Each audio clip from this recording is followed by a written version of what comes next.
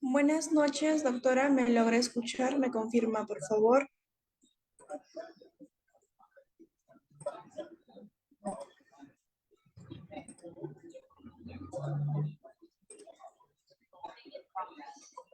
Doctora, buenas noches. ¿Me confirma el audio, por favor?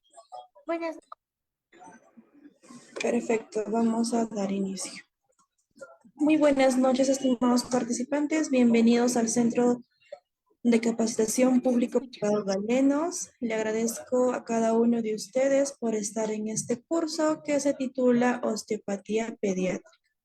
La ponente a cargo el día de hoy es la doctora Jenny Gabriela García Hidalgo desde Bolivia. Antes de comenzar con esta exposición, les voy a dejar algunas recomendaciones. Por favor, mantengan los micrófonos y videos apagados durante toda la ponencia, a menos que la doctora solicite su participación. Y para todos los participantes que desean solicitar la clase grabada, material de estudio y la certificación, les voy a dejar los números en el chat.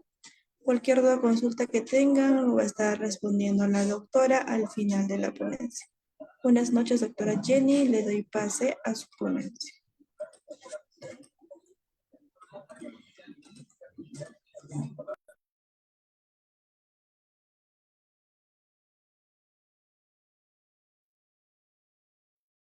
Bien, muchas gracias por la invitación. Si me permite compartir, por favor. Ya está como anfitriona, doctora. Ya puede compartir. Per- Perfecto, muchas gracias.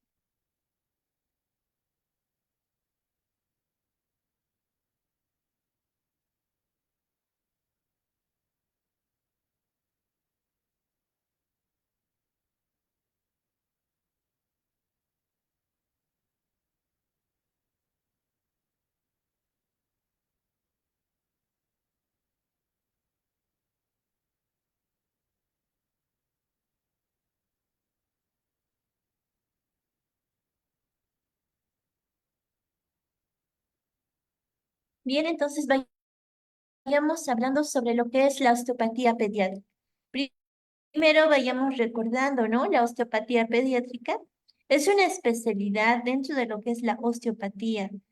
Esta se va a centrar en el tratamiento de los bebés, niños y adolescentes, donde vamos a utilizar técnicas manuales de manera suave para poder diagnosticar y tratar todas aquellas disfunciones que existen en el cuerpo del niño.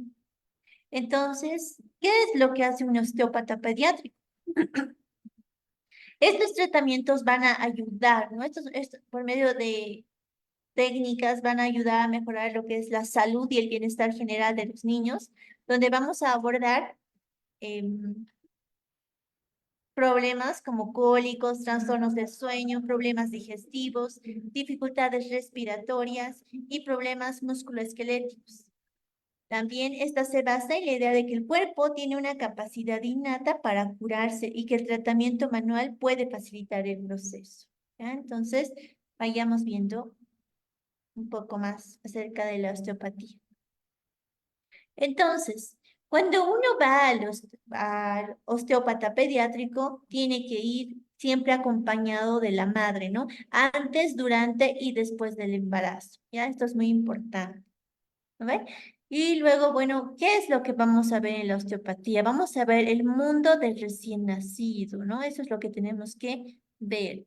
Tenemos que hablar desde el nacimiento y cómo vamos a tratar al bebé. El trabajo del parto, si fue normal, ¿no? Si fue distóxico, si hubo algún problema, alteración.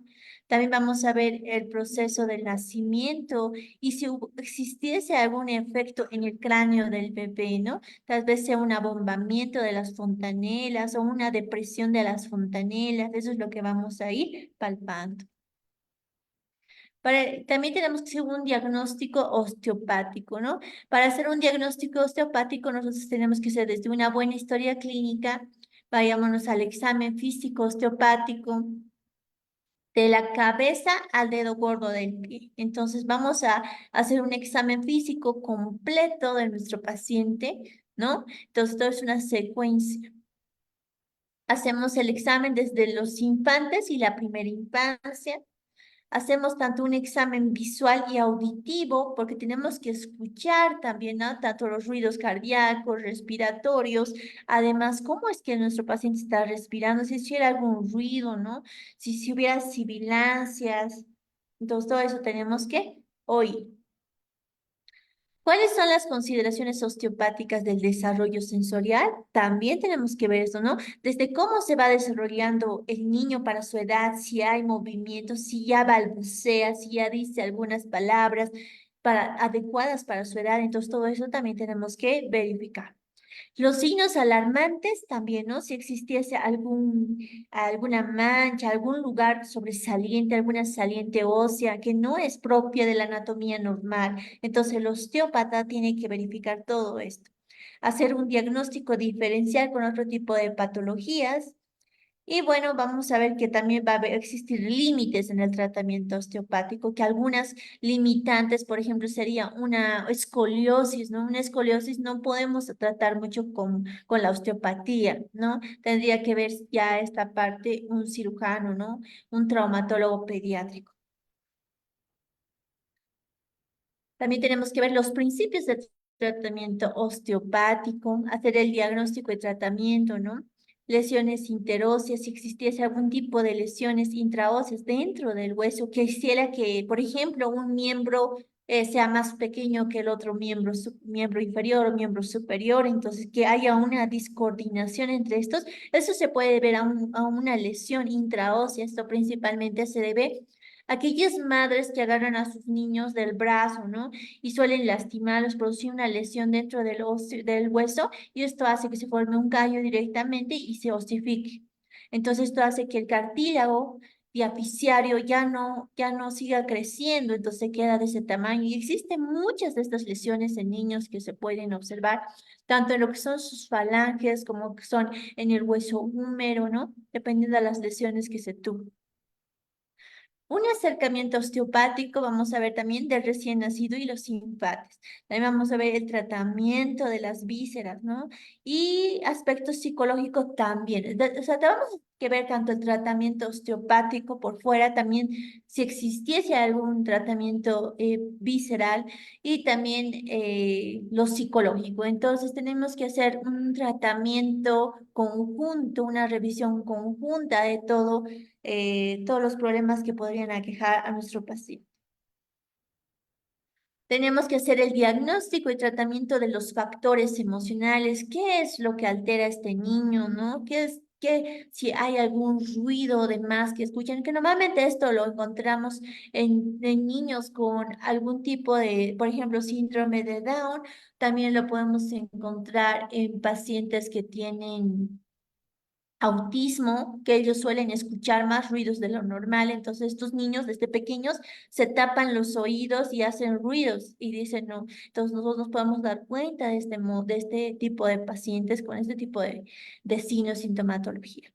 Tenemos que entender el mundo del niño, las interacciones inesperadas.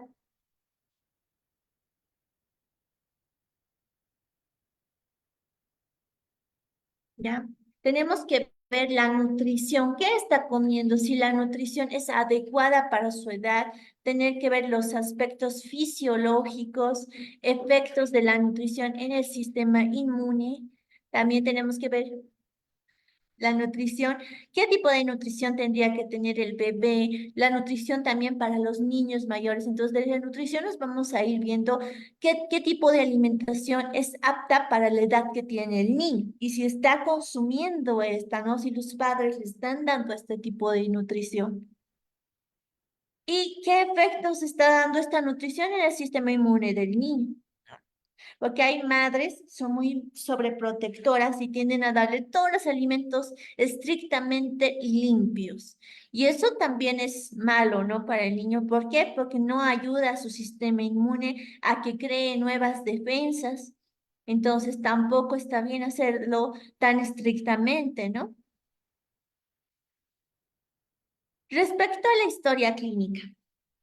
Respecto a la historia clínica, bueno, para empezar, para nosotros va a ser una oportunidad única, ¿no? Porque nosotros somos los que estamos conociendo a estos niños por primera vez, ¿no? La oportunidad única. La información subliminal. ¿Qué decimos que es la información subliminal? Aquella que nos dan los padres y las expectativas que ven respecto a cada patología o cada sintomatología que tiene el niño, ¿no?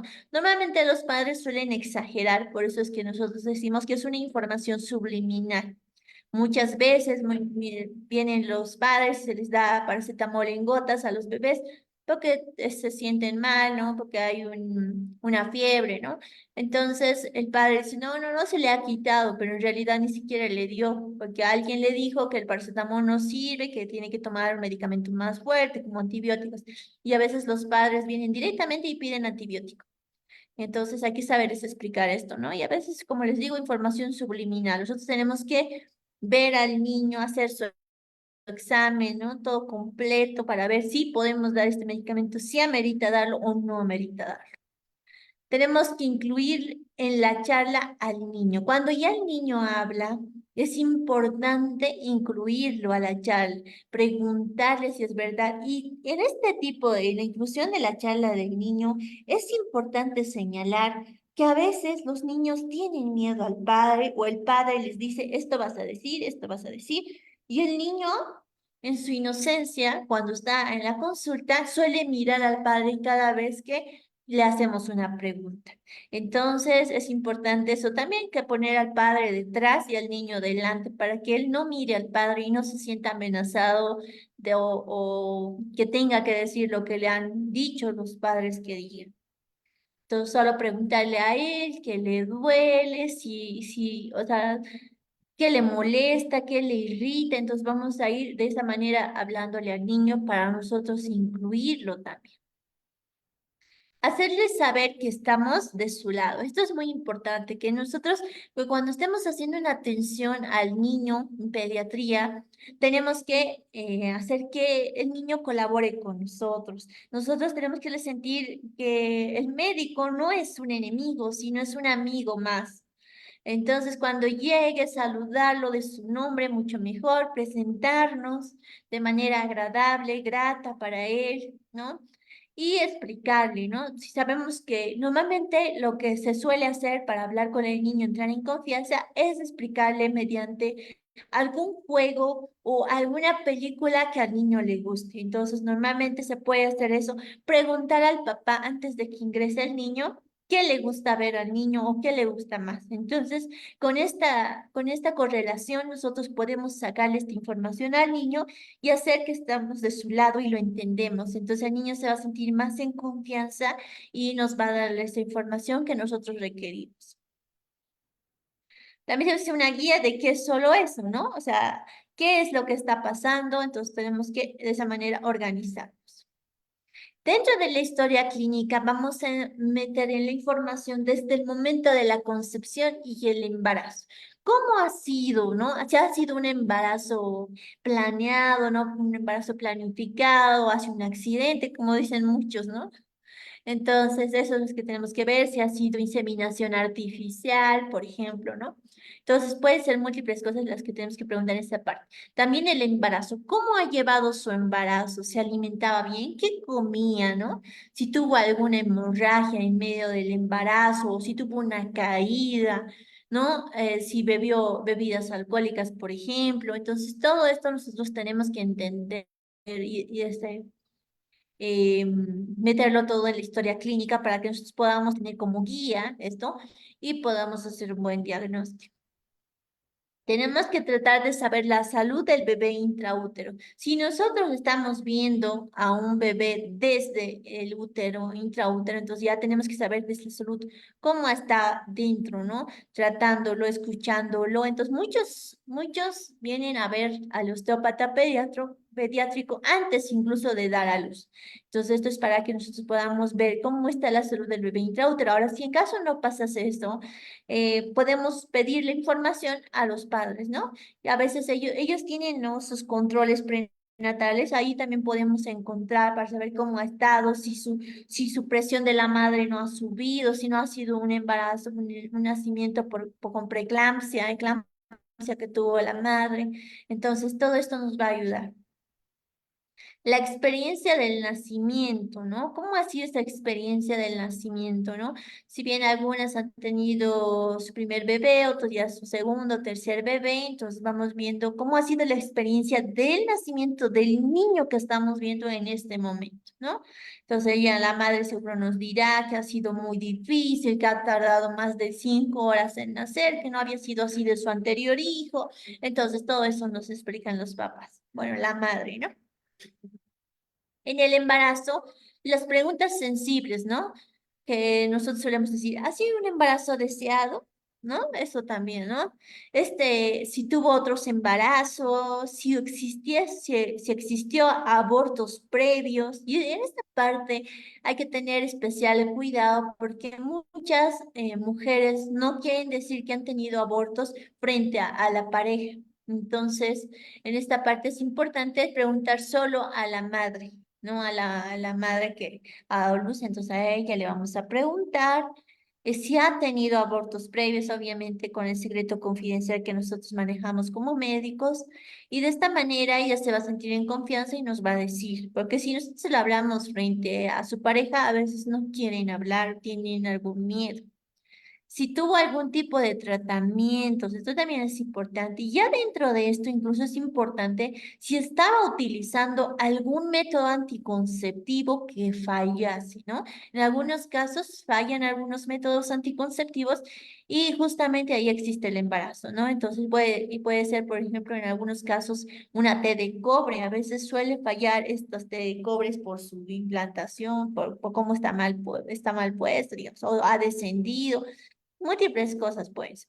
Entonces, a veces ya no, o incluso ya no hay la hormona que debería existir en el caso de los implantes intradérmicos, justo ya termina, ya no hizo un buen cálculo, no se acordaba de la fecha y se embaraza. Entonces, eso también tenemos que preguntar, ¿no? La salud de la madre en el embarazo, ¿no? ¿Cómo ha estado su salud, señora, durante el embarazo, ¿no? ¿Se ha resfriado? ¿Ha tenido algún problema? ¿Dolores de cabeza? ¿No se le han hinchado los piecitos, las manos? Entonces, todo esto tenemos que saber.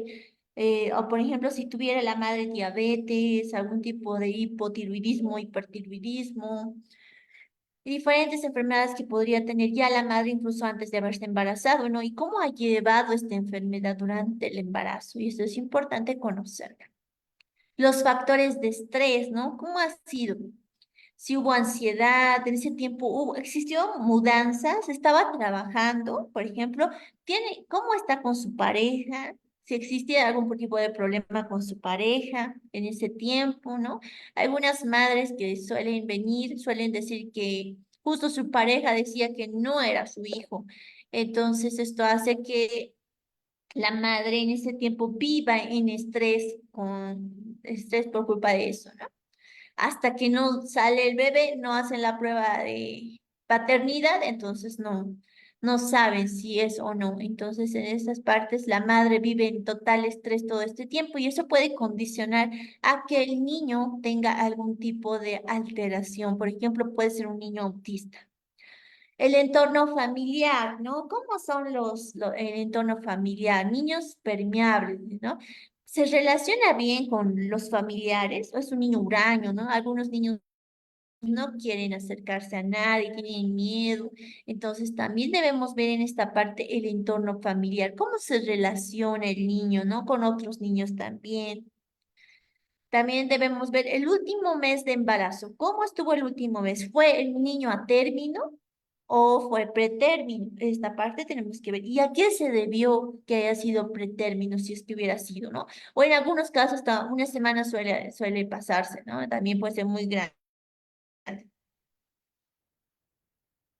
¿Qué más? Aquí, respecto al nacimiento, ¿no? Tenemos que ver desde el tiempo de gestación, ¿no? ¿Cuánto tiempo ha estado su gestación, ¿no? El peso y talla del niño, ¿no? Ve, perímetro cefálico, esos son datos que lo encontramos en su historia clínica de la madre, ¿no? Desde la historia clínica del niño. que se les da. Entonces, justo ahí tenemos registrado cuánto ha sido, su peso, talla, ¿no? Entonces, todo esto lo podemos verificar en esto. La presentación, ¿qué tipo de presentación habrá sido? Podálico, cefálico, lateral, ¿no? Entonces, vamos viendo em, estas presentaciones del niño para ver cómo se ha afectado esto, o ¿no? Alguna tipo de malformación ósea que podría existir, porque muchos suelen tener un parto traumático, porque a veces la cabecita es muy grande, entonces ahí ya puede existir algún tipo de alteración durante el trabajo de parto. Si fue un parto espontáneo o fue un parto inducido, si existió medicación, si le han dado, si le han inyectado medicación o anestesia peridural, algún indicativo de que existió sufrimiento fetal, se ha tardado mucho en ir al hospital, entonces podemos ver esto, ¿no? Algún indicativo de sufrimiento fetal. El tiempo de la primera y segunda etapa del parto, cuánto tiempo fue, la posición del parto, si fue un parto asistido, si existió cesárea, si en caso de que haya sido cesárea, era electiva, es decir, unos lo eligen, ¿no? O era por urgencia, puede ser, por ejemplo, porque tuvo preeclampsia, una eclampsia, entonces de urgencia lo tuvieron que atender. El corte del cordón, cómo fue, al cuánto tiempo, cómo fue el Apgar del niño, si mamó enseguida, ¿no? Si tomó su lechecita de la madre, ¿no? Su primera leche de la madre. Si lloró la primera hora y calmó rápido, entonces eso tenemos que ver también. Si tuvo que entrar a terapia intensiva neonatal y ver también lo que es el modelaje visible, cómo estaba, ¿no? En esto vamos a ver incluso con lo de lo que es capurro, ¿no? Denme 2 minutitos, por favor.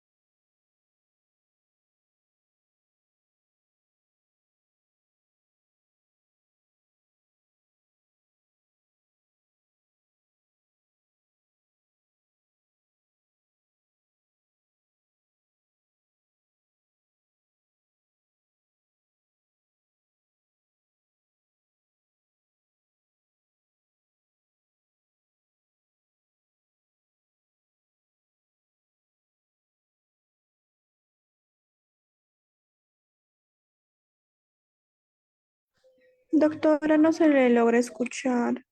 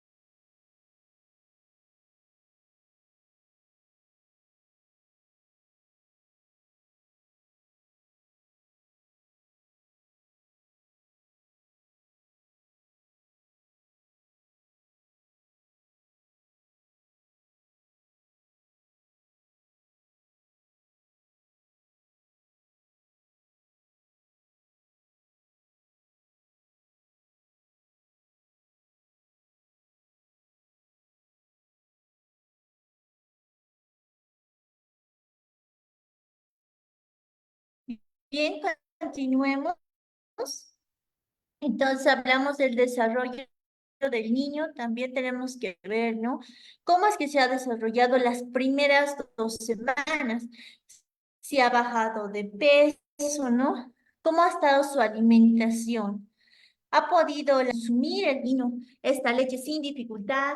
¿Ha podido hacer el reflejo de succión? Entonces, esto también tenemos que ver. Si existiese cólicos, por ejemplo, que son raros antes de las 3 semanas, ¿no? Entonces, si existiese cólicos, entonces algo está pasando, ¿no? Entonces, esto también tenemos que ver. Tenemos que ver cómo está durmiendo el niño, cómo eran sus patrones de sueño, dormía bien durante la noche, molestaba cada 2 horas, algunos dicen, no, normalmente cada 2 horas suelen molestar los primeros días, porque tienen hambre, ¿no? Entonces tienen que alimentarlos cada 2 horas porque si no pierden peso rápidamente. Entonces, por ahí es importante saber el desarrollo del niño las primeras 2 semanas. ¿Cómo es su llanto? Eso también es importante, ¿no? ¿Cómo llora? Hace un quejido diferente, grita, entonces esa parte también tenemos que ver.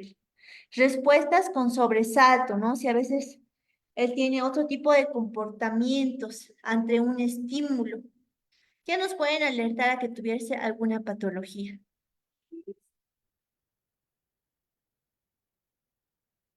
Ahora, hablando sobre lo que es de 2 semanas a 6 meses, ¿qué es lo que vamos a ver?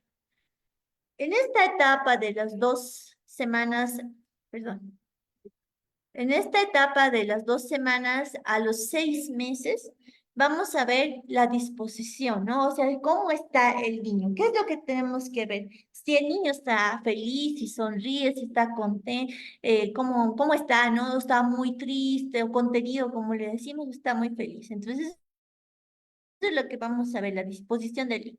Luego, tenemos que ver los patrones de alimentación. Ahora, si bien la madre, ellos no suelen saber qué tienen que comer en este tiempo, nosotros recordemos que en este tiempo,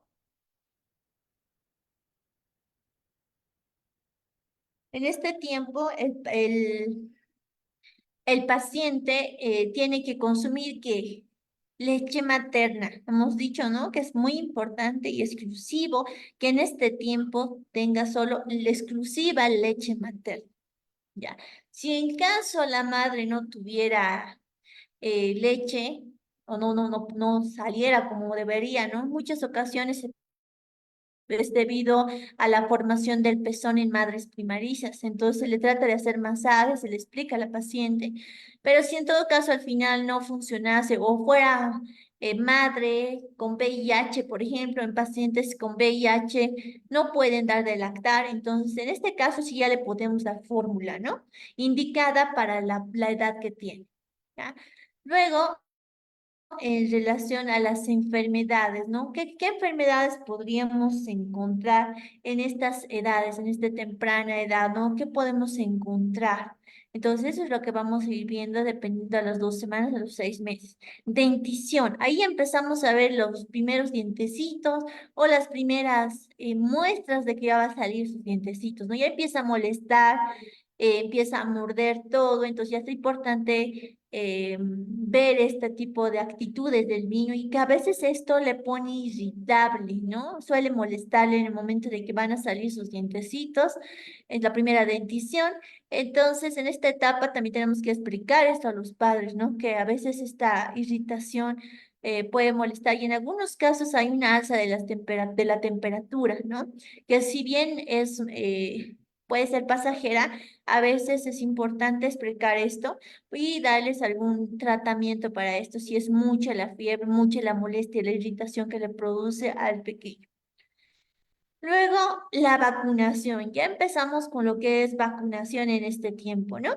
Luego, el desarrollo, ¿no? El desarrollo respecto a todo lo que refiere a este tiempo. De los 2 semanas a los 6 meses, este niño ya tendría que poder levantarse, ¿no? Ya, no levantarse, pero tendría que poder ya sentarse, ¿no? Agarrar su cabecita. Entonces, tenemos que ver todo este desarrollo.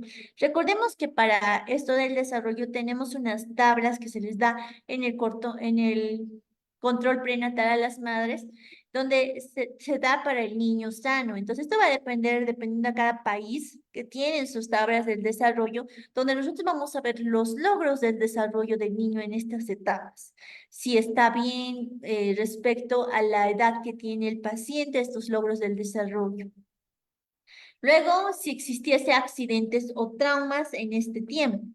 Entonces, esto también lo vamos a ir verificando dependiendo si ya existiese alguna alteración. Por ejemplo, en este tiempo lo que vamos a ver principalmente van a ser sus caderitas, ¿no? Suele haber un problema a nivel de sus caderitas que suelen estar irregulares, diríamos, ¿no? Entonces, esto también hace que condiciona uso de arnés, pero esto ya lo vamos a ir viendo de acuerdo a cómo está la simetría de sus miembros inferiores, cómo está la alineación de los fémurs, de las rodillitas y los pies. Y de esta manera podemos ver, y además de una radiografía que es importante para hacer el diagnóstico definitivo, ¿no? Si existe algún tipo de displasia de cadera. De los 6 a los 18 meses. ¿Qué es lo que tenemos que revisar de los 6 a los 18 meses?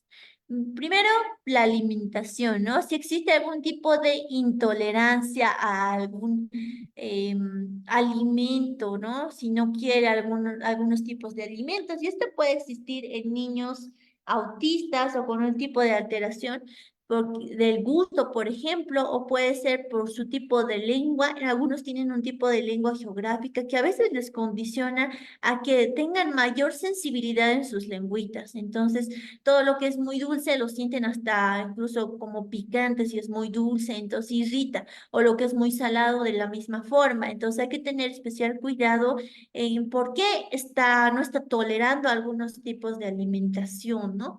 También ya sabemos que en este tiempo ya se le puede dar fórmula y a veces el niño no tolera algunos alimentos, algunos tipos de fórmulas. Entonces le puede cambiar a otros porque esto le puede hacer producir algún tipo de estreñimiento o diarreas, ¿no? Se bien al principio cuando le cambias suelen tenerla, no tiene que ser todo el tiempo, ¿no? Entonces eso también hay que ver. ¿Y cómo tolera las frutas? ¿Cómo tolera los vegetales hervidos, ¿no? Entonces, esto también lo vamos a ver con ayuda del nutricionista, qué es lo que debería consumir de acuerdo a su edad. Ver los patrones de sueño, cómo está durmiendo, ¿no?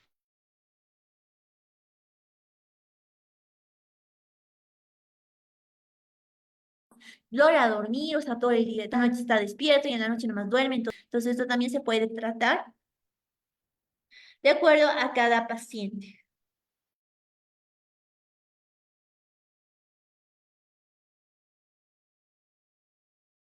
Ver si tuvo accidente, que por ejemplo puede ser, como les decía, en los cartílagos diaficiarios, que podría haber afectación. Algunos se caen en el momento de querer caminar y ya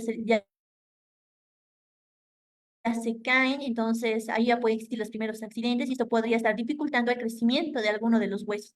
También vamos a ver enfermedades recurrentes, si tuvo alguna enfermedad a nivel pulmonar, en el oído, ¿no? Una otitis, ¿no? Entonces, ¿y por qué cada vez se le inflama, cada vez se le infecta?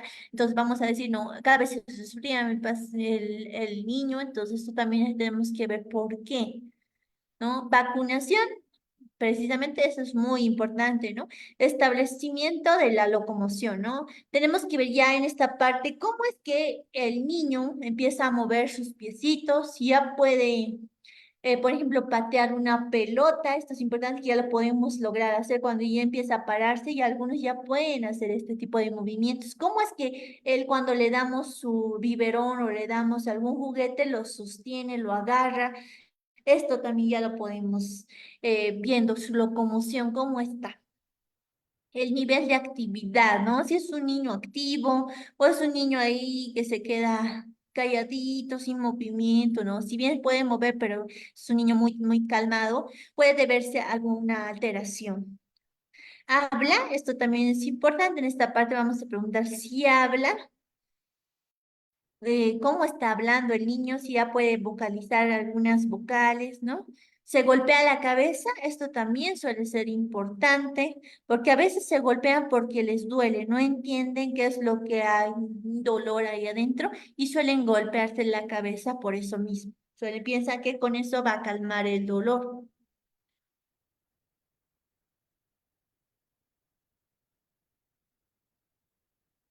De los 10 meses a los 3 años.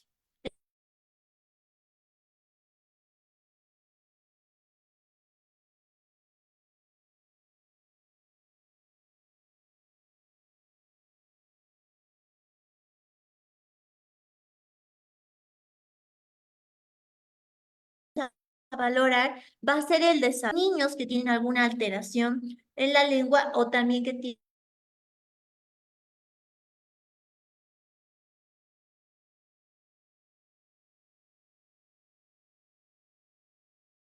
tienen autismo, por ejemplo. O sea, como un niño pequeño que solo balbucea, autista o tiene otro tipo de alteración, ¿no? El desarrollo individual. ¿Cómo se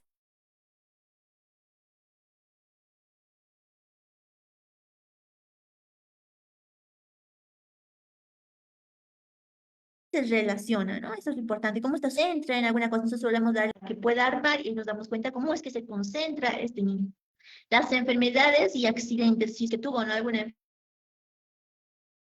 enfermedad, si se resfría mucho, por ejemplo, cuáles son, si tuvo algún tipo de accidente, se hay múltiples accidentes que pueden existir. En algunos niños que hemos visto, nos decían que a los 2 años hablaba muy bien, se cayó y desde esa vez ya no habla.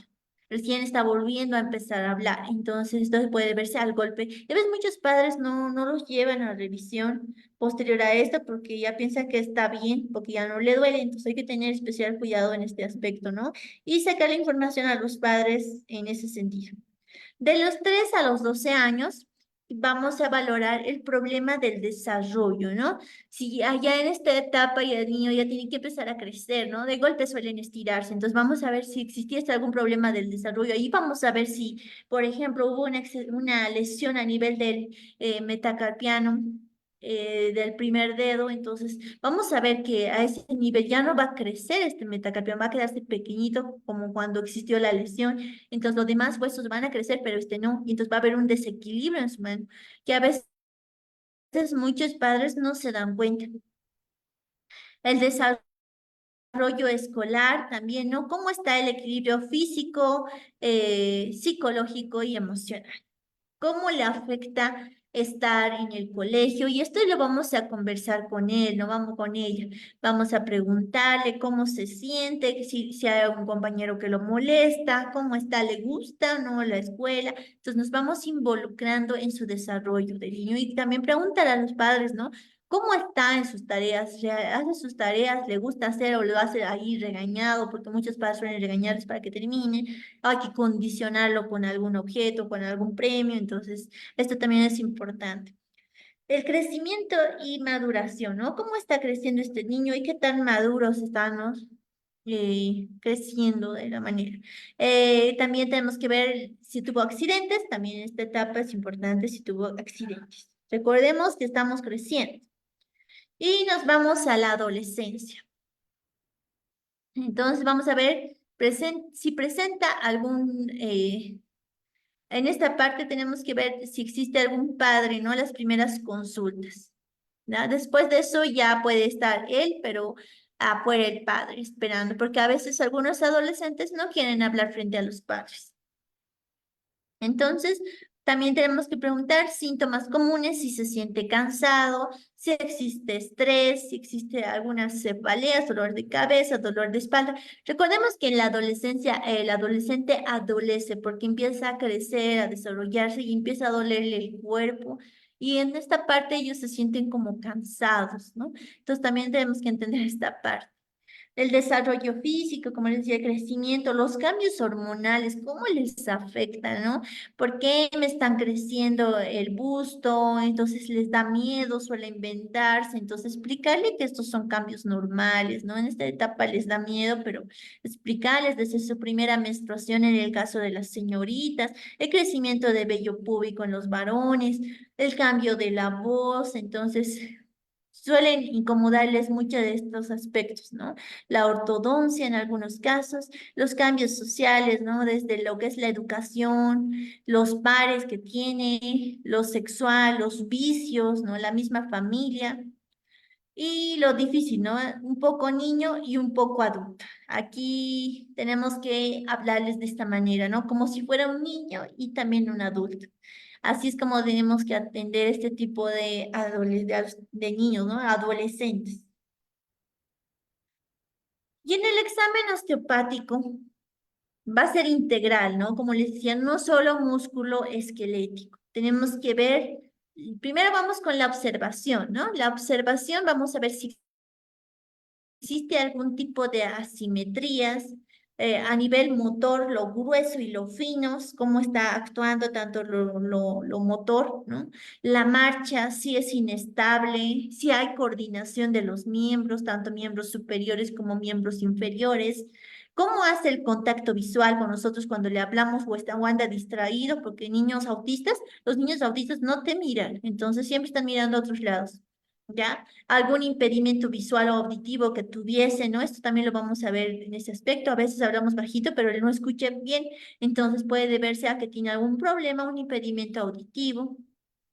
Y en la agudeza visual también tenemos que ver, ¿no? Si requiere lentes o no, el semblante, ¿no? La idea del desarrollo que deberíamos obtener de acuerdo a su edad. ¿Y cómo juega? Esto también es muy importante, ¿no? ¿Juega el niño? ¿Hace algún tipo de deporte? Entonces también es bueno preguntar esto.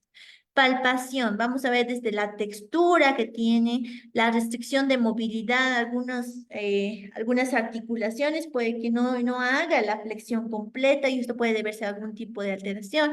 El tono de los tejidos, esto lo vamos a hacer palpando, ¿no? En las zonas de los músculos. La restricción de movilidad también, ¿no? Puede ser activa, pasiva, movilidad visceral, esto es lo que vamos a valorar. Entonces, en el examen físico, la primera impresión, vamos a ver si el niño o niña se encuentra saludable o no. Vamos a ver los crecimientos de acuerdo a los percentiles. Y como les decía, esto de los percentiles, cada país lo maneja de manera diferente y normalmente lo realiza el pediatra y lo vamos viendo según el percentil, cuánto está y si está bien, de acuerdo a su peso y talla.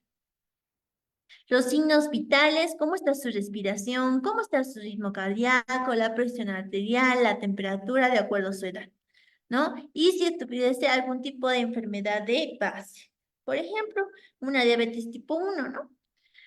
De la cabeza al dedo gordo. El examen físico siempre se debe hacer de esta manera. Entonces vamos desde el pelo, las uñas, cómo están. Si es un pelo quebradizo, puede deberse a un tipo de anemia, ¿no? Las uñas, cómo están, las manos, los brazos, la cabeza, el cuello, ¿no? La cara, la boca, nariz, ¿no? Tórax, pulmón, corazón. Entonces vamos a verlo de manera completa. El examen de un lactante, vamos a ver la cabeza, principalmente la fontanela, ¿no? La fontanela anterior, 18 meses, ¿no? La posterior, 3 meses. Entonces, ¿qué podemos ver? Craniosinostosis, por ejemplo, ¿no? Cuando está todo soldado. El modelaje craneal, si existe asimetrías en la cabeza, ¿no? Algunos por el parto traumático suelen tener alguna asimetría en la cabeza. Si la mandíbula se encuentra bien, algunos están retropulsados, estaba muy adentro, o algunos estaban muy sobresalida, ¿no?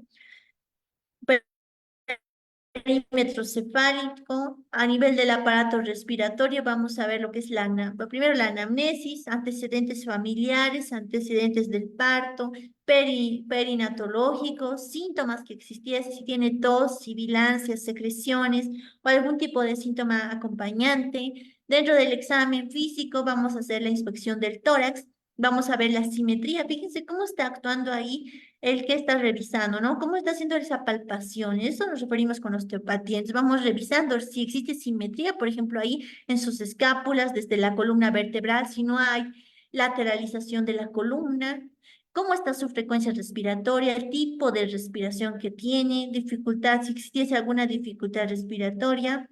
Vamos a hacer la palpación del tórax y la auscultación de este.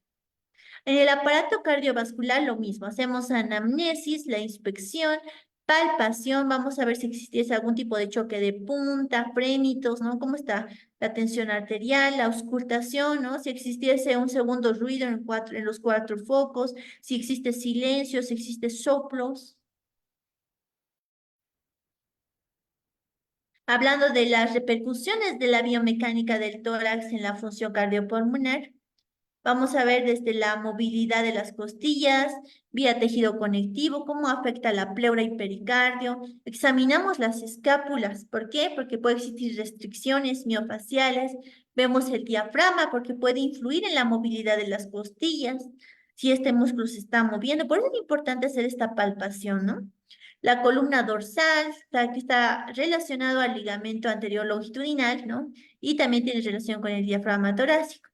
La articulación manubrio esternal, ¿no? Y también lo que es la clavícula y sus articulaciones. Aparato digestivo, vamos a ver desde la alimentación, vómitos, cómo está su evacuación, la inspección, auscultación, percusión, palpación, ¿no?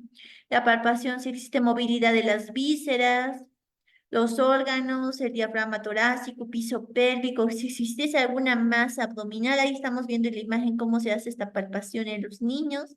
Hay que tener sumamente confianza, darle esa confianza al niño para que se deje revisar, porque muchos niños no se dejan si es que no le das esta confianza. Entonces, el primer paso es este. El examen del neurodesarrollo, las conductas esperadas de los 1 a los 3 meses.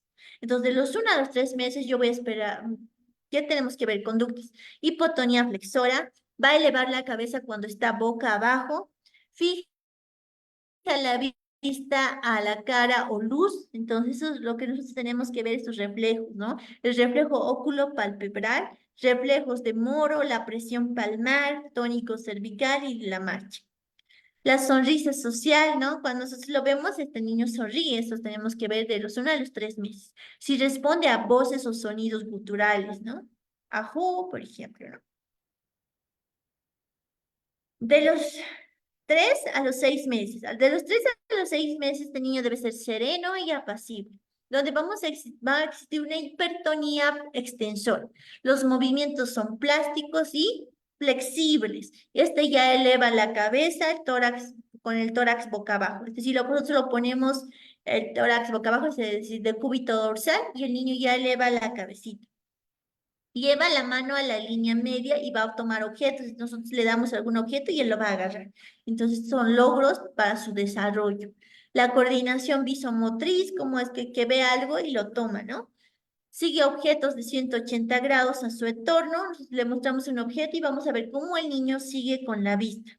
Gira hacia la voz, la comunicación visual, sobre todo con la madre, ¿no? Cuando la madre habla, rápidamente él reconoce. Inicia el contacto social con una sonrisa, principalmente a la madre, ¿no?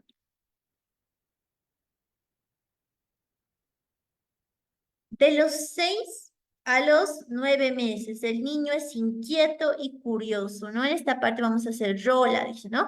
Juega con los pies, normalmente si hay que agarrarse los piececitos, se saca las medias, eso es lo que vamos a ver, ¿no? Vamos a ver el trípode y la carga de peso sobre las piernas, transfiere objetos de una mano a otra y a la boca, hace un rastrillo con las manos, tiene actividad intencional, le gusta explorar, balbucea e imita sonidos, gritos y risa. Se puede encontrar angustia a los 8 meses y existe lo del paracaidista, dice, ¿no? Se puede caer el niño. En estos momentos ya él puede girarse y se puede caer de la cama. Entonces hay que tener mucho cuidado. De los 9 a los 12 meses ya existe angustia de separación, no quiere alejarse de sus padres, de las madres principalmente o con quien está más tiempo. Este niño ya tiene angustia de separación. Si ya se puede sentar bien, trata de pararse, ¿no? Ya repta o gatea, Toma y tira y manipula los objetos, pinza inferior con las manos, es decir, con dos deditos él ya podría agarrar algo, ¿no? Con toda la mano, como haciendo una pinza, puede agarrar ya las cosas, es más, un poco más delicado, movimientos finos, come con los dedos, descubre objetos tapados. Acá está, dicen, ¿no? Así los vemos a los niños. Lo tapamos y él agarra y lo puede encontrar. Entonces, eso es muy importante. Y ahora aquí también hay el paracaidista y saltarín. Entonces, más cuidado con estos niños porque ya pueden saltar y caerse. Tener más cuidado.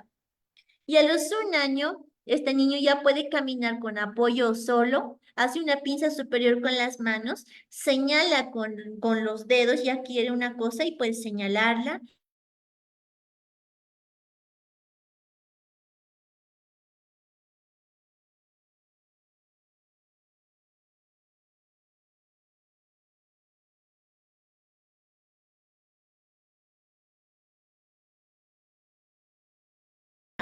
Usa mamá y papá también. Juega con genitales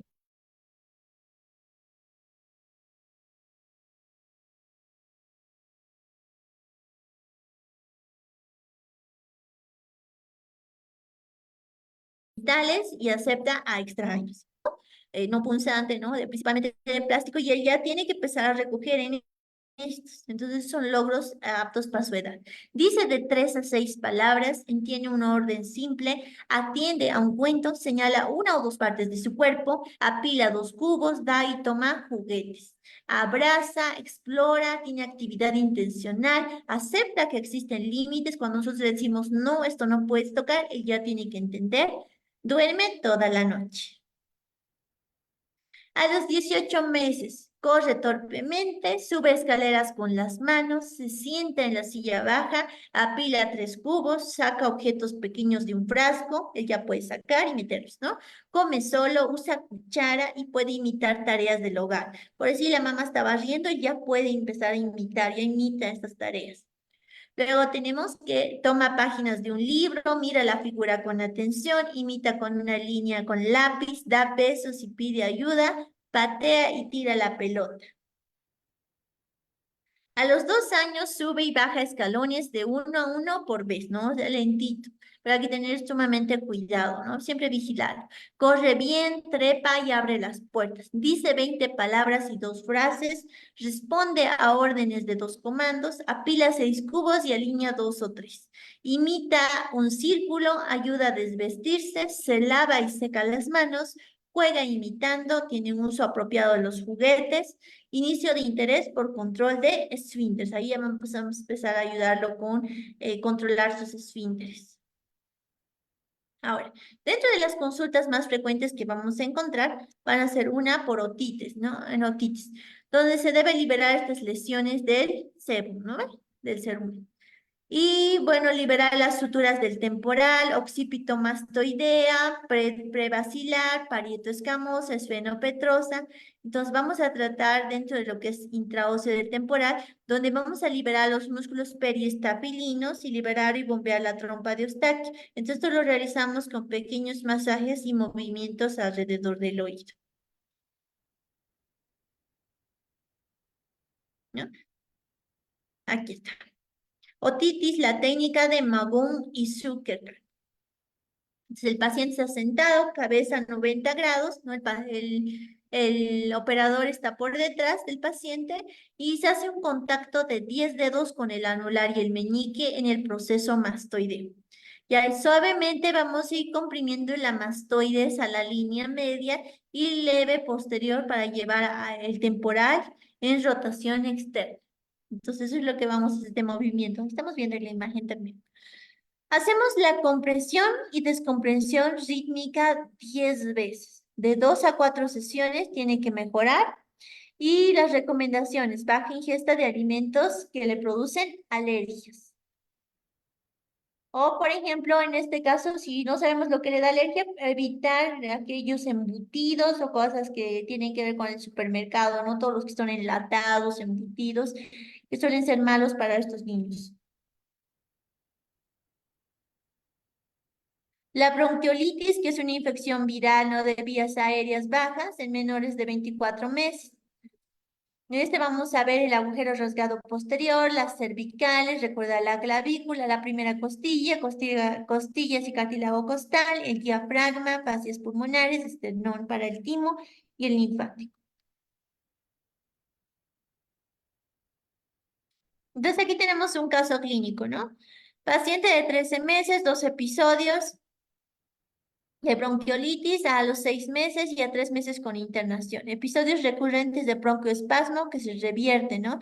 Del tizona, usa inhaladores 2 veces al día, lesión interósea en escama derecha, discrepancia, ¿no? Entre la bóveda, extensión y base con temporales en flexión. Se debe relaja costillas derecha y articulación condrocostal. Entonces, también tenemos que ver, ay,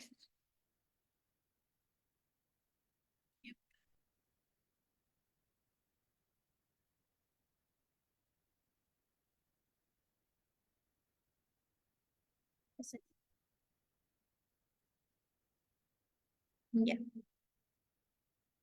Entonces, en este tipo de paciente lo que haríamos sería un una técnica, ¿no? Donde podríamos hacer este masaje a nivel de clavícula, primeras costillas, ¿no? Cartílago costal, diafragma.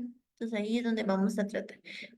Respecto al reflujo gastroesofágico, que va a ser normal en el recién nacido, pero es patológico si en todas las tomas o está asociado a síntomas respiratorios. ¿No? El tratamiento convencional es farmacológico, alimentación, posición a 30 grados después de comer. ¿No? En el reflujo gastroesofágico, el tratamiento osteopático va a ser checar las causas congénitas que existiese y si se está asociado a compresión excesiva del agujero rasgado posterior, lesión anterior del cóndilo occipital, entonces vamos a ir viendo esto.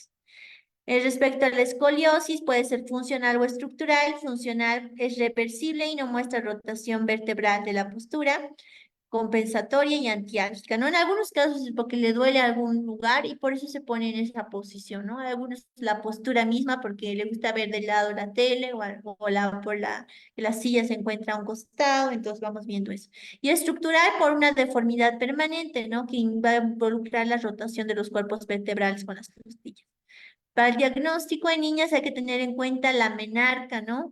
De pie tenemos que chequear el nivel de los hombros, el triángulo de la talla, la pelvis, sus curvaturas. Si está sentado, si desaparece esta curvatura, porque puede ser compensatorio por el largo de las piernas. En algunos su piernita el fémur suele ser más pequeño, la tibia el peroné, entonces esto hace que haya un desnivel, ¿no? Entonces esto hay que ver. Y hay que hacer una radiografía anual o cada 6 meses si amerita. Recordemos que no está bien que nosotros hagamos irradiar a los pacientes, sobre todo si son pediátricos. Dentro del tratamiento osteopático no debemos tratar con ideas preconcebidas, recordemos, ¿no? Tenemos que ver el manubrio esternal, los músculos abdominales entre el ombligo y pubis, tenemos que ver las costillas, ligamentos espinales, discos intervertebrales.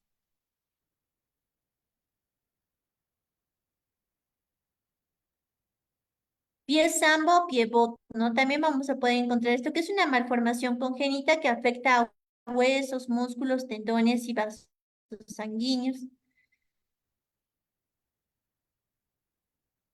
Puede existir un varo del retropié, un pie equino, en supinación, en aducción o pie cabo. Y el tratamiento osteopático, vamos a ver primero para ver esto, el bebé tranquilo y relajado, y es necesario examinar de cráneo hasta los pies, como les había dicho. Vamos a equilibrar esta membrana interósea por medio de masajes.